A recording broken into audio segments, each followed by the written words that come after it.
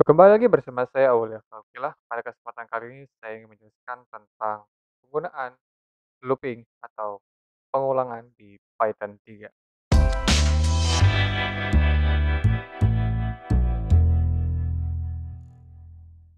Oke, langsung saja. Di sini saya membuat sebuah file ya dengan nama looping.py. Tadi seperti itu. Sebelum saya melanjutkan, saya ingin menjelaskan tentang apa itu looping. Looping merupakan suatu proses pengulangan yang dilakukan terus-menerus sesuai batas yang kita batasi atau sesuai banyak data yang kita punya untuk dilakukan proses untuk setiap data yang kita punya. Artinya setiap kita memiliki data, katakanlah 10 data, 20 data, dan berapapun itu, setiap data yang kita punya, setiap poin data atau setiap urutan data akan dilakukan proses sesuai proses yang kita inginkan. Baik itu proses matematika atau proses eee, lainnya yang dibutuhkan oleh kawan-kawan sekalian. Misalnya di sini saya contohkan, saya memiliki data atau saya membuat sebuah data dengan variabel data ya, saya buat dalam bentuk tipe data list. Katakanlah saya memiliki data random seperti ini, sebanyak 5 data, oke.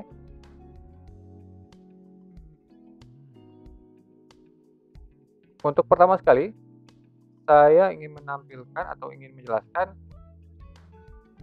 bentuk pengulangan di Python. Salah satunya adalah dengan metode for, di mana saya ingin menampilkan setiap angka-angka yang ada di dalam variabel data menggunakan perintah for, ya. Statement for seperti apa atau metode for seperti apa? Kita bisa menulisnya seperti ini, for i in range, ya. Kita masukkan berapa banyak data yang kita miliki. Dalam hal ini kita mendefinisikan banyaknya data, ya, dari variabel data yang telah kita buat, ya. Len, saya ingatkan kembali, len merupakan cara untuk mengidentifikasi berapa banyak elemen atau berapa banyak data yang dimiliki oleh suatu variabel. Setelah kita menulis statement seperti ini, kita akhirkan dengan titik 2. Kemudian kita enter ke bawah, maka akan terbentuk baris dengan tab indent yang masuk ke dalam, artinya di sini proses pengulangan berlangsung di dalam for. Proses pengulangannya ini berlangsung di dalam sarang atau metode for ini sendiri. Di sini saya menampilkan print, ya, untuk setiap indeks. Untuk setiap indeks, saya ingatkan kembali, indeks di Python dimulai dari 0 ya. Kemudian saya ingin memanggil variabel data untuk setiap indeks, ya. Data, kurung siku, kemudian i, indeks, ya. Karena kita definisikan di sini for i, ya. I itu dimulai dari 0. Oke, setelah kita simpan, coba kita jalankan, maka hasilnya seperti berikut, ya. Indeks ke-0 nilainya 4, indeks ke-1 nilainya 5, indeks ke-2 nilainya 2, indeks ke-3 nilainya 7, indeks ke-4 nilainya 8. Kurang lebih seperti itu ya. Indeks, saya ingatkan kembali, indeks di Python dimulai dari 0. Jika kawan-kawan ingin menulisnya secara normal, urutan dari 1, 2, 3, dan seterusnya, kawan-kawan bisa menambahkan i ditambah 1 seperti ini. Saya jalankan kembali. Oke, hasilnya adalah seperti berikut, urutannya sesuai ya, 1, 2, 3, 4, 5. Dengan data yang telah kita buat yaitu data pertama 4, data kedua adalah 5, data ketiga 2, dan seterusnya. Oke, selanjutnya saya ingin menjelaskan tentang bagaimana cara proses matematika di dalam pengulangan. Sama seperti ini ya prosesnya. Kita lakukan proses perhitungan matematika di dalam metode for atau di dalam sarang for itu sendiri. Di sini saya komen dulu ya, saya nonaktifkan dulu perintah ini. Sebut saja saya ingin melakukan proses matematika penjumlahan. Karena saya buat variabel baru penjumlahan, ya, di mana saya ingin menjumlahkan setiap datanya ini, ya, setiap datanya ini dengan nilai tertentu atau dengan nilai konstanta tertentu. Saya panggil untuk setiap elemen dari variabel data, untuk setiap indeksnya berdasarkan indeks I, ya, ditambah dengan suatu nilai tertentu, yaitu katakanlah 10, ya, katakanlah 10 seperti ini. Kemudian kita tampilkan deh, print I ditambah 1 untuk menampilkan urutan secara normal, ya, 1, 2, 3, dan seterusnya. Kemudian saya ketikkan variabel penjumlah, hasil dari penjumlahan setiap data ditambah dengan 10. Kita simpan, kemudian kita jalankan, maka hasilnya seperti berikut, ya. Data pertama adalah 14, data kedua adalah 15, dan seterusnya. Di mana data pertama ini 14 dihasilkan dari data yang pertama, ya, atau indeks yang ke-0. Ya, data pertama ini kan ada 4, ya, indeks ke-0 di Python. 4 ditambah 10 yaitu 14, kemudian 5 ditambah 10 yaitu 15, dan seterusnya. Kurang lebih seperti itu. Jadi, indeks yang kita pakai itu disematkan di dalam suatu variabel atau data yang memiliki data yang banyak, lebih dari 2, 3, dan seterusnya. Lalu timbul pertanyaan, bagaimana caranya kita menyimpan hasil penjumlahan ini, setiap datanya ini, ke dalam variabel baru? Nah, caranya adalah seperti berikut. Kita buat variabel baru kosong dengan tipe data list, hasil underscore jumlah, ini saya sebut seperti ini. Saya buat variabel kosong seperti ini, tipe data list, ya. Oke, kemudian ini saya nonaktifkan dulu. Nonaktifkan. Kita sudah melakukan proses penjumlahan di sini. Kemudian hasil penjumlahannya ini akan kita simpan di dalam variabel hasil underscore jumlah, ya. Hasil underscore jumlah. Karena hasil underscore jumlah ini adalah tipe data list, maka kita bisa melakukan dengan metode append untuk menambahkan setiap hasil penjumlahan ke dalam variabel yang telah kita buat, yaitu hasil underscore jumlah. Kita tulis hasil underscore jumlah dot append, di dalamnya tulis penjumlahan. Oke, penjumlahan seperti ini. Oke.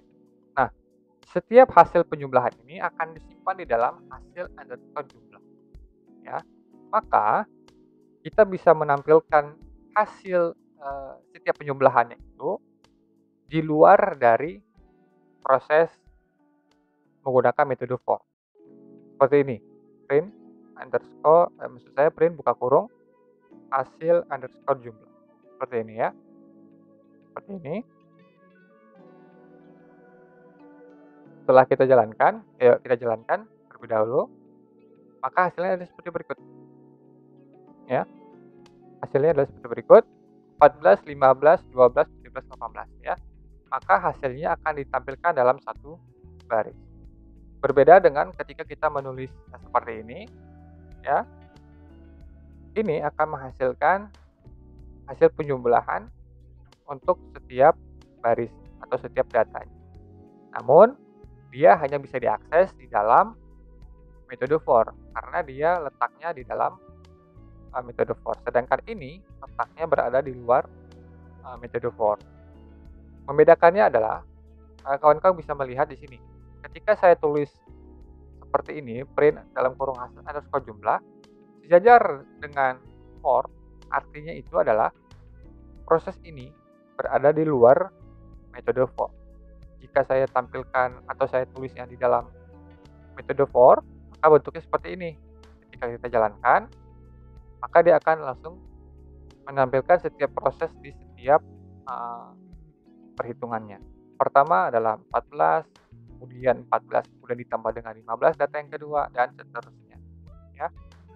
Jadi, alangkah lebih bagusnya ditulis di luar metode for jika semua prosesnya itu telah kita simpan di dalam suatu variabel tipe data list. Atau bisa juga menggunakan tipe data set, dictionary, dan sebagainya sesuai dengan seperti yang sudah saya jelaskan pada tipe data list di video sebelumnya.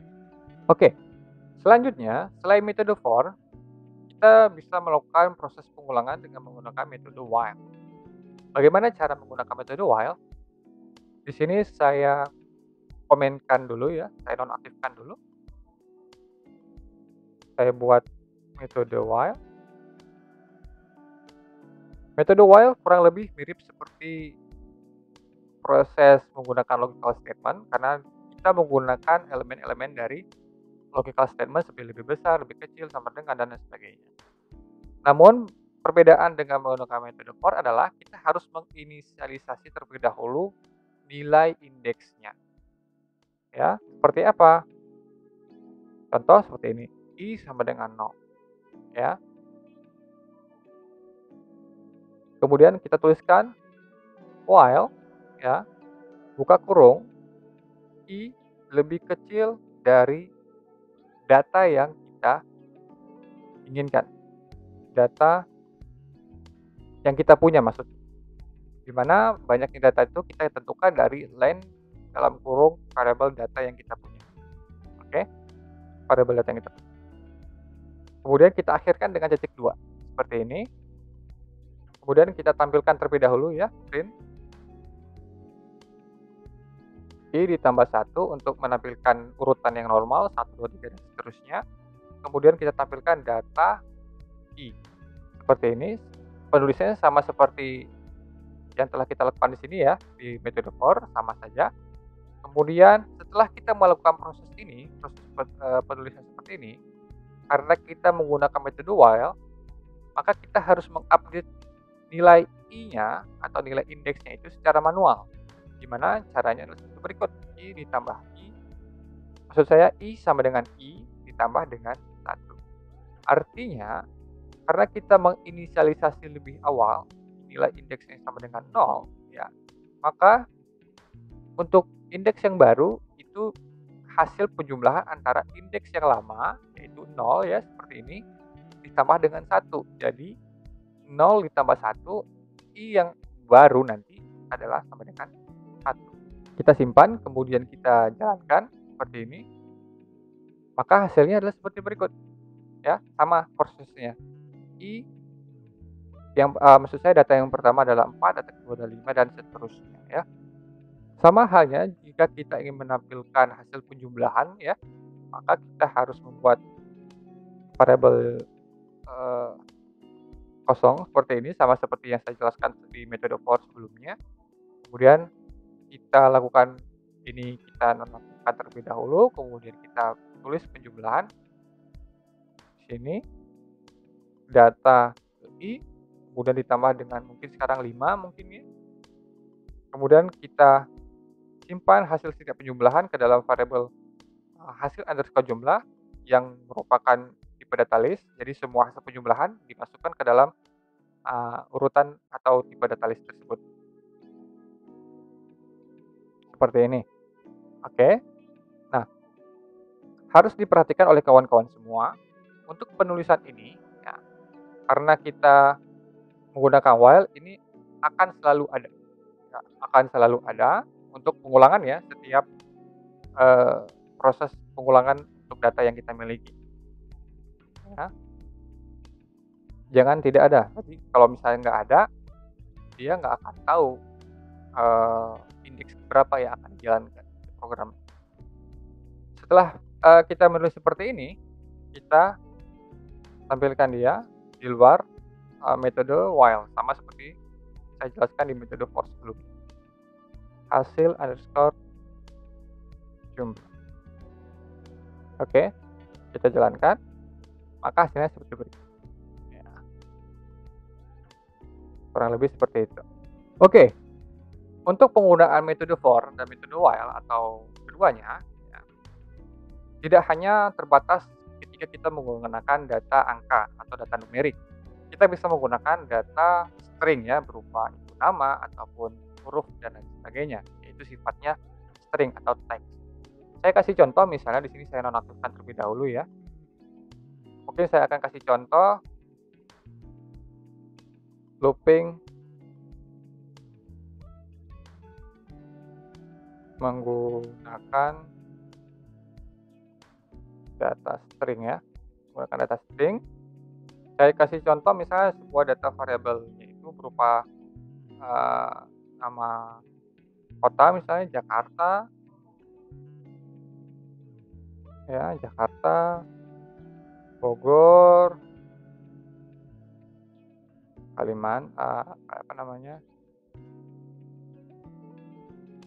Kalimantan misalnya dan sebagainya ya.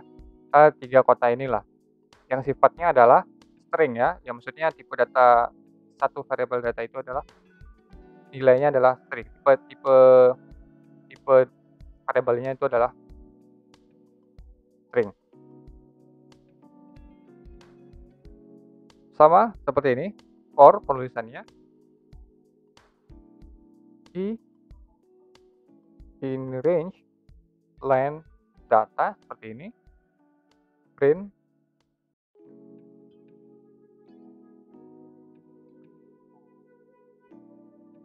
data kita tampilkan, maka dia akan menampilkan hasil setiap data yang maksud saya hasil nilai yang ada di dalam setiap maksud saya hasil nilai di dalam variabel data yang kita punya. Oke. Nah, cara penulisan bentuk yang lain dari menggunakan metode string ini, kawan-kawan bisa menulisnya seperti ini. Saya komenkan. For, ya, katakanlah kita memiliki data kota ya nih, misalnya daerah atau kota gitu ya.